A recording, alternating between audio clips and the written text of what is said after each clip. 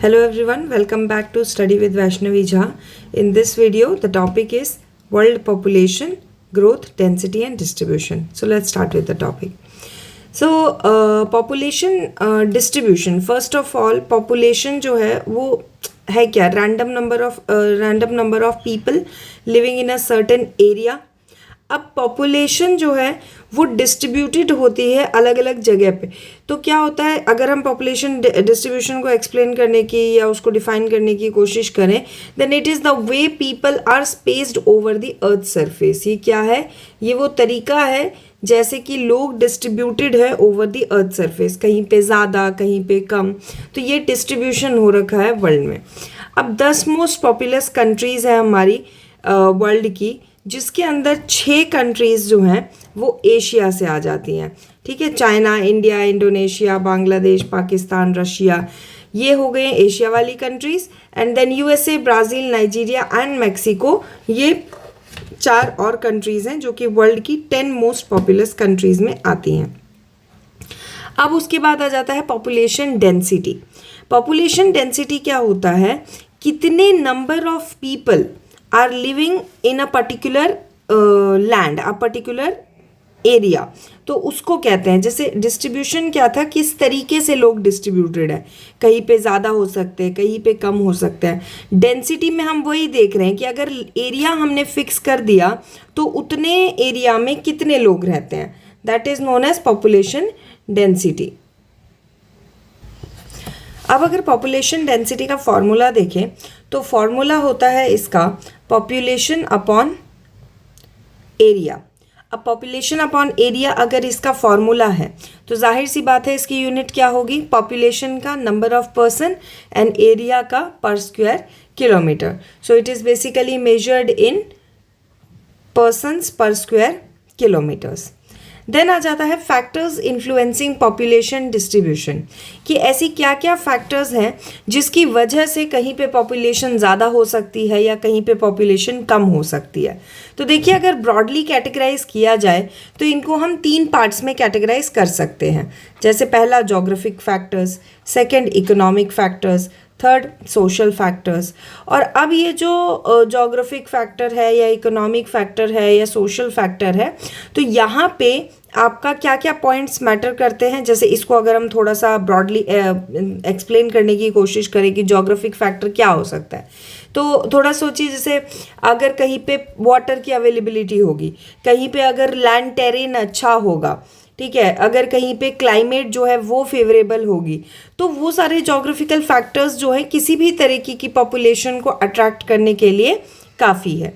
Economic factors में क्या ही person देखता है कि भाई जो मतलब एरिया है वहाँ पे, जैसे अगर मान लीजिए मिनरल्स अवेलेबल हैं, वहाँ पे सिटी लाइफ है, एक बेटर सेटल्ड लाइफ है जिसको कि स्टार्ट किया जा सकता है वहाँ पे, और या फिर जॉब अपॉर्चुनिटीज़ हैं. ये सारी चीज़ें इकोनॉमिक फैक्टर्स में आ जाती हैं कि जहाँ पे काम मिल सके, तो वो एरिया जो है पॉपुलेशन प्रेफर करती है where they are able to get the job.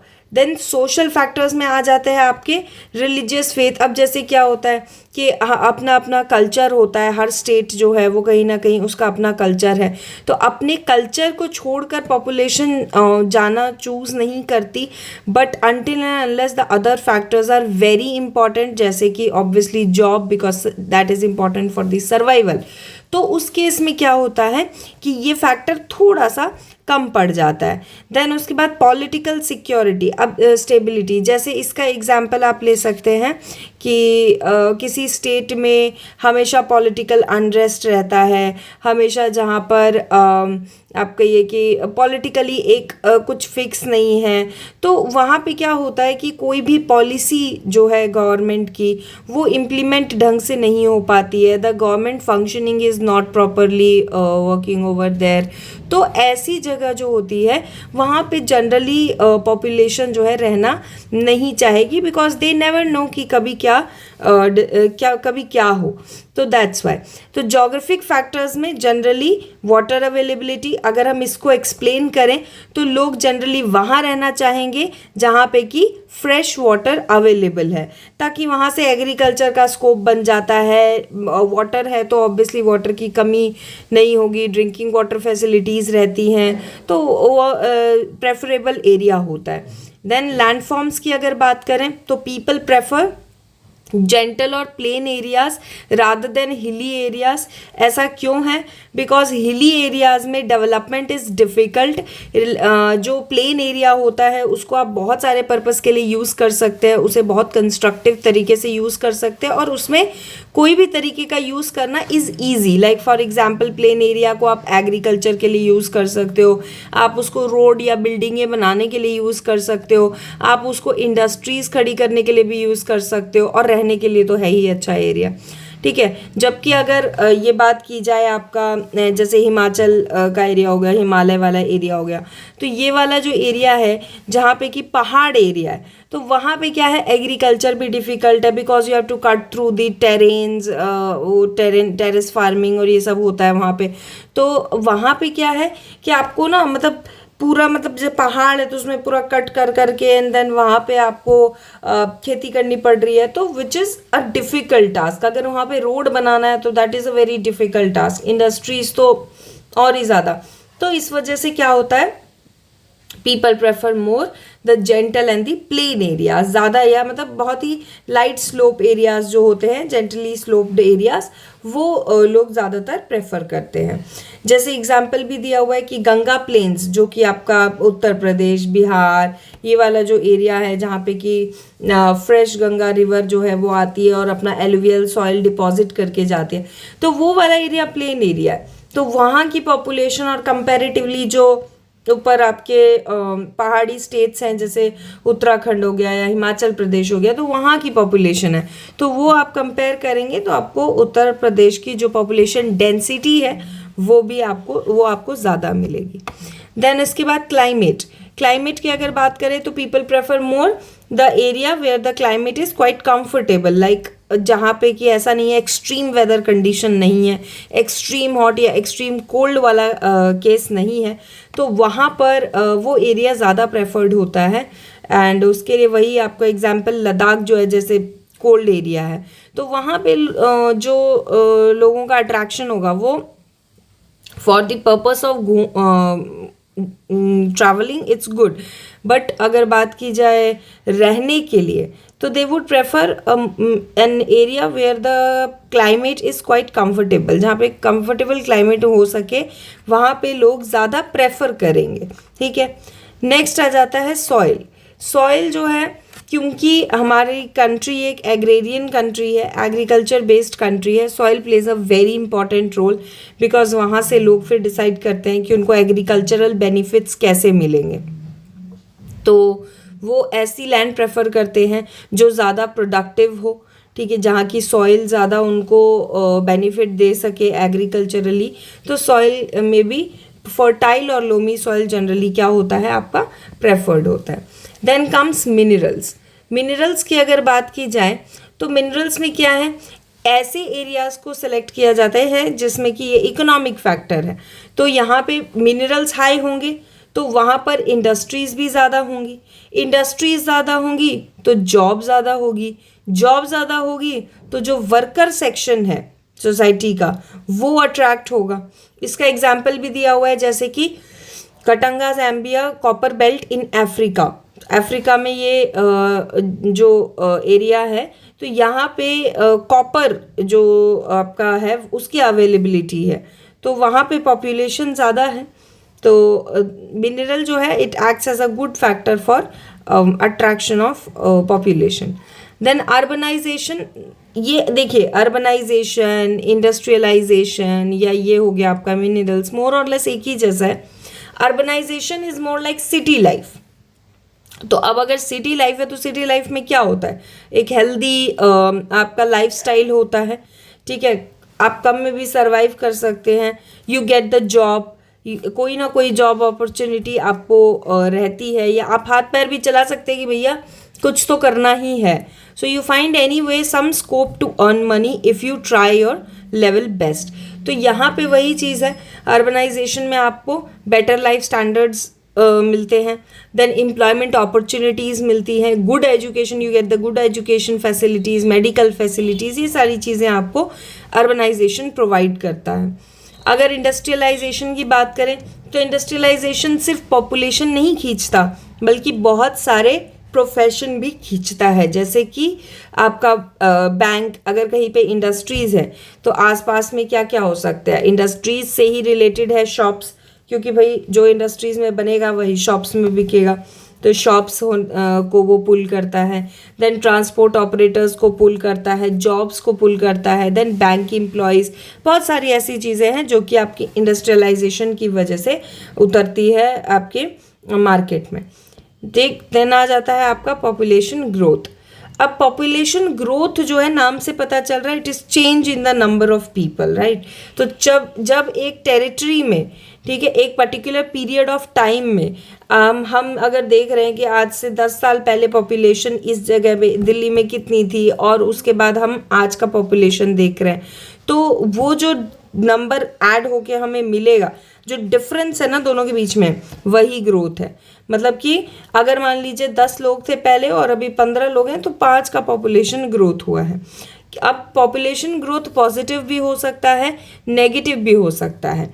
अब पॉजिटिव पॉपुलेशन ग्रोथ का मतलब बर्थ रेट जो है वो ज़्यादा है, the more people are being born than died, ठीक है. देन उसके बाद पीपल फ्रॉम वन कंट्री, अब या तो बर्थ रेट ज़्यादा हो जाए या फिर जो पर्सन है वो ट्रैवल कर, मतलब माइग्रेट कर रहे हैं एक जगह से दूसरी जगह. So if they are coming in a particular state, तो उस स्टेट में पॉजिटिव पॉपुलेशन ग्रोथ होगा बिकॉज वहाँ पे लोग आए हैं.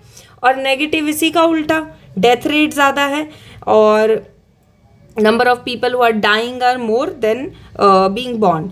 और यहाँ पे जब लोग एक कंट्री से जाते हैं, ठीक है, टू अ सर्टेन कंट्री और टू अ सर्टेन प्लेस, तो वो जो जहाँ से जा रहे हैं वहाँ पे नेगेटिव आपका पॉपुलेशन ग्रोथ होता है.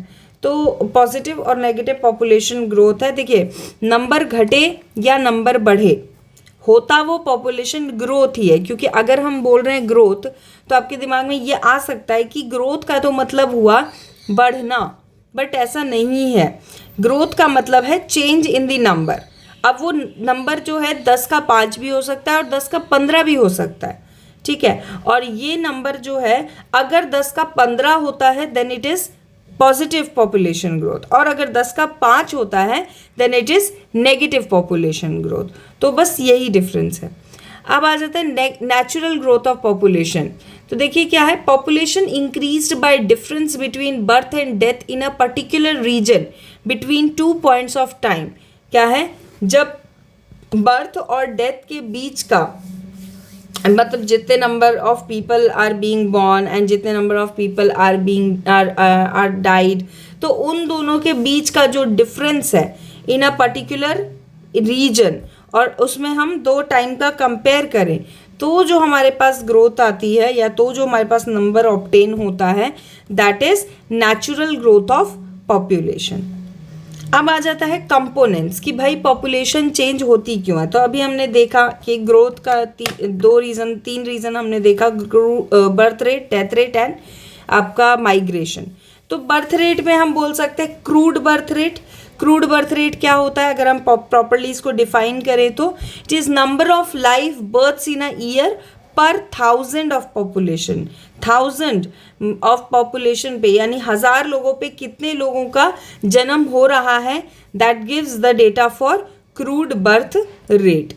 और अगर क्रूड डेथ रेट की बात करें then it is number of deaths, ठीक है, इन a year per 1000 of population. Her 1000 population पे कितने पीपल जो हैं वो मर रहे हैं, that is crude death rate, ठीक है. अगर दोनों का फॉर्मूला भी आप देखें तो बर्थ रेट का फॉर्मूला क्या है, number of people born population into 1000. And same चीज़ CDR के लिए भी आपका number of people died upon total population into 1000। ये आपका क्रूड बर्थ और क्रूड डेथ रेट का फॉर्मूला है। And the third factor was migration. Migration जो है वो क्या होता है, when a person moves from a particular place to another place. अब वो कोई भी रीज़न से हो, वो जॉब अपॉर्चुनिटी हो, लाइफ स्टैंडर्ड हो, एनी पर्टिकुलर रीज़न, अगर सेटल होने जा रहा है, कुछ वक्त के लिए रहने जा रहा है, देन माइग्रेट है। अच्छा, माइग्रेशन हुआ तो माइग्रेशन दो तरीके से हो सकते हैं, मतलब टू आप उसको कैटेगराइज कर सकते हैं दो टाइप्स में। First type is emigrant. Emigrant क्या होता है, ई एग्जिट, यानी जब कोई पर्सन एक जगह से जाता है तो उस जगह से वो एमिग्रेंट है, और अगर जिस जगह पे पहुंचा है उस जगह पे वो इमिग्रेंट है। तो migrants who move out of a place are called emigrants, and who move to a place, तो for that place those people are immigrants. Then अब जब माइग्रेशन हो रहा है, एमिग्रेंट इमिग्रेंट वाला सिचुएशन है, तो कुछ ऐसे पुश फैक्टर होंगे जो किसी पर्सन को एमिग्रेंट बनाते होंगे, और कुछ ऐसे पुल फैक्टर्स होंगे जो किसी पर्सन को इमिग्रेंट बनाते होंगे। पॉइंट इज कि कभी ऐसा होता है कि हम जहाँ पे रह रहे हैं वहाँ पे जो चीज़ें हमें, जो हम डिज़ायर करते हैं या जो हम चाहते हैं, या चाहे हमारी बेसिक नीड्स हो, वो कभी कभी फुलफ़िल नहीं हो पाती हैं। तो वो एरिया उस वक्त में हमारे लिए, वहाँ पे जो भी हमारी कंडीशन है या जो भी हमारी सिचुएशन है, वो एक पुश फैक्टर की तरह काम करते हैं। जैसे कि अगर इसको डिफाइन भी करें तो क्या है, पुश फैक्टर एक ऐसा फैक्टर है जो कि किसी एरिया को लेस अट्रैक्टिव बनाता है हमारे लिए या पॉपुलेशन के लिए, और उसके लिए कोई भी रीज़न हो सकता है, जॉब नहीं मिल रही है, वेदर कंडीशन अच्छा नहीं है, मेन स्ट्रीम से कनेक्शन नहीं है, तो ऐसे रीजंस हो सकते हैं। जैसे नॉर्थ ईस्ट इंडिया है, it is separated from main stream, तो कहीं ना कहीं वो थोड़ा सा अब थोड़ा बहुत उसका कनेक्शन हो रहा है इंडिया से, मेन स्ट्रीम लाइन से कनेक्टेड है, बट काफ़ी सेपरेटेड एरिया है वो। तो अब वहाँ पे क्या है कि अगर किसी कोई वहाँ पे पॉपुलेशन रह रही है, तो दे वुड वांट कि अगर उन्हें जॉब चाहिए या उन्हें मेन स्ट्रीम से कनेक्ट करना है, तो they would want to move to a place at least in the central India या नॉर्थ इंडिया या साउथ इंडिया, तो वो कहीं मूव करना चाह सकते हैं। क्यों? क्योंकि डिफ़िकल्ट टेरेन है वहाँ का, जो कंडीशन है वेरी रेनी कंडीशन। देन उसके बाद वहाँ पे क्या कहते हैं, मेन स्ट्रीम से कनेक्शन नहीं है, इंडिया का पार्ट नहीं है, ऐसा मतलब ये लग सकता है कि क्योंकि मेन स्ट्रीम से कनेक्टेड नहीं है, तो they could feel that maybe we are too much separated, तो हमको जो मेन स्ट्रीम से कनेक्ट होने की बहुत ज़्यादा ज़रूरत है, तो हमें भी वो अपॉर्चुनिटीज़ मिल पाएंगी जो कि यहाँ तक नहीं पहुँच पा रही हैं। तो ऐसी बहुत से एरियाज़ हैं, तो वो जो पर्टिकुलर कंडीशंस हैं जो कि हमें एक जगह से निकलने के लिए कह सकते हैं आपकी फोर्स कर रहे हैं या पुश कर रहे हैं, those are known as push factors. Pull factors इसी का ऑपोजिट, अगर हम किसी जगह की तरफ अट्रैक्टेड हैं and if we want to move to that place, तो वो हमारा पुल फैक्टर काम करता है। क्योंकि हम अट्रैक्टेड है तो कुछ तो रीज़न होगा, जैसे कि जगह बहुत अच्छी है, मौसम बहुत अच्छा है, शायद वहाँ पे काम भी मिल सकता है, लाइफ स्टैंडर्ड भी बहुत सही रहेगा, तो that kind of conditions they act as a pull factor. Next आ जाता है आपका डेमोग्राफिक ट्रांजिशन।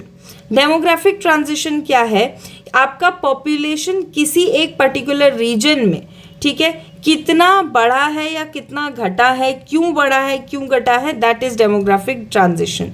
तो देखिए क्या है, this theory states that population of any region changes from high births and high deaths to low births and low deaths. तो क्या होता है, किसी भी रीजन की पॉपुलेशन कभी ऐसी होती है जहाँ पॉपुलेशन बहुत ज़्यादा होता है, कि हाई बर्थ रेट होती है, हाई डेथ रेट होती है, और फिर धीरे धीरे समय के साथ वो चेंज होके लो बर्थ रेट और लो डेथ रेट पे आ जाती है, जैसे जैसे सोसाइटी मूव करती है towards a better educated and literacy, तो उसकी तरफ क्या होता है, जैसे जैसे मूवमेंट होता है लोगों का, फिर वैसे वैसे चेंजेस ये देखने को मिलते हैं। अब ये ग्राफ आपका एनसीईआरटी में दिया हुआ है, इस ग्राफ को आपको एक्सप्लेन करना है। 3 स्टेजेस में डेमोग्राफिक ट्रांजिशन बताया हुआ है। फर्स्ट स्टेजेस जब high birth rate high death rate होती है, सेकंड में थोड़ा चेंजेस हो रहे होते हैं, और फिर एंड में स्टेज 3 में लो बर्थ रेट लो डेथ रेट हो जाता है। तो आपको जस्टिफाई करना है कि ऐसा क्यों होता है। तो देखिए स्टेज 1 की अगर बात करें, फर्टिलिटी ज़्यादा है, मॉर्टेलिटी भी ज़्यादा है। People are more related to agriculture. अब देखिए जो लोग एग्रीकल्चर से जुड़े होते थे पहले, तो उन लोगों का ये आज से आप समझ लीजिए पहले का मतलब 75 के ज़माने का ये आपको डेटा दिया हुआ है। तो अगर वो वाली सिचुएशन आप देखिए अगर, तो मतलब उस टाइम पे क्या सिचुएशन थी कि एग्रीकल्चर में पीपल प्रेफर्ड अ बिगर फैमिली। क्यों बिगर फैमिली चाहिए? क्योंकि जितने लोग काम करेंगे उतना इनकम होगा, so would be more beneficial for the family. तो वहाँ पे क्या था? High fertility, high mortality. Mortality high क्यों है? ठीक है, हाई बर्थ रेट है, it's fine, but mortality high क्यों है? मॉर्टेलिटी हाई इसीलिए है क्योंकि वहाँ पे उस टाइम पे जो मेडिकल फैसिलिटीज़ थी वो बहुत ज़्यादा अवेलेबल नहीं थी, तो इस वजह से डेथ रेट भी ज़्यादा थे, लाइफ एक्सपेक्टेंसी कम थी लोगों की। तो ये रीज़न था। पीपल वर लेस लिटरेट, तो वो लोग ये नहीं सोचते थे कि फैमिली प्लानिंग, फैमिली साइज़, ये वाला कॉन्सेप्ट जो है वो उस टाइम पे इतना प्रोमिनेंट नहीं था जितना कि अब है, अब से कंपेयर किया जाए तो। नेक्स्ट आ जाता है आपका स्टेज 2। स्टेज 2 आपका एक्सपैंडिंग स्टेज होता है। एक्सपैंडिंग स्टेज में क्या है? इसमें आपको चेंजेस देखने को मिलते हैं। कैसे चेंजेस? जैसे पहले पॉपुलेशन ज़्यादा होती है, फिर धीरे धीरे जैसे पहले बर्थ रेट बहुत हाई है, जैसे आप ग्राफ में भी अगर देखें तो पहले आपको बर्थ रेट ज़्यादा दिख रहा है, ठीक है, डेथ रेट भी कहीं ना कहीं हाई पे है, फिर धीरे धीरे दोनों जो हैं वो कम की तरफ बढ़ रहे हैं, धीरे धीरे ये धीरे धीरे रिड्यूस हुआ है। अच्छा, अगर बर्थ रेट धीरे धीरे रिड्यूस हुआ है that means society is moving towards literacy. अब लोगों को ये सिखाया जा रहा है कि भाई फैमिली प्लानिंग करनी चाहिए, जितने लोगों को आप सेटल कर सकते हैं, जितने बच्चों को आप सेटल कर सकते हैं लाइफ में, या जिनका फ्यूचर एटलीस्ट आप बना सकते हैं, वो आप उतने ही बच्चे आपको फैमिली में होने चाहिए।